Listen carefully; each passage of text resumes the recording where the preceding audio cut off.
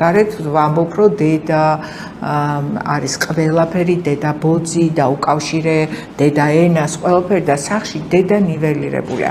რა თქმა უნდა, ეს დიდი პრობლემა არის, დაუშვათ ეს მასკულინური გამოვლინებების მქონე ადამიანებში. თუმცა მე ყოველთვის მიმაჩნდა, რომ ძლიერი მამაკაცი მარტო იმიტომ უნდა იყოს, არა მარტო ძლიერი ზურგი თავისი შვილისთვის, არამედ მთლიანად ოჯახისთვის და მაგალითად წახალისება იმითი კი არ უნდა გააკეთოს, რომ არიქა ეხა ჩვენ უნდა დავლიოთ აუცილებლად ერთი ბოთლი ღვინო თითომ 13-14 წლის ასაკში, არამედ 13-14 წლის ასაკში მისმა შვილმა უნდა იცოდეს რა არის პირადი სივრცე და საჯარო სივრცე.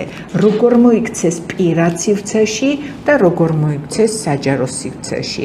მამასთან უნდა შეეძლოს არა დაუშვათ სექსუალურ თემებზე საუბარი მხოლოდ და მხოლოდ კომერციულ სექს მუშაკთან დაკავშირებით, არამედ უნდა შეეძლოს საუბარი 3, 5, 7, 8 წლის ასაკში სხვადასხვა მოცულობით თემებზე, როგორიცაა სექსუალობა, როგორიცაა პირადი სივრცე, როგორიცაა ღირსება, როგორიცაა თუნდაც თავდაცვის მექანიზმები, გოგოსაც უნდა შეეძლოს ამ თემაზე საუბარი მშობლებთან და მამასაც უნდა შეეძლოს საუბარი გოგონასთანაც და ვაჟთან.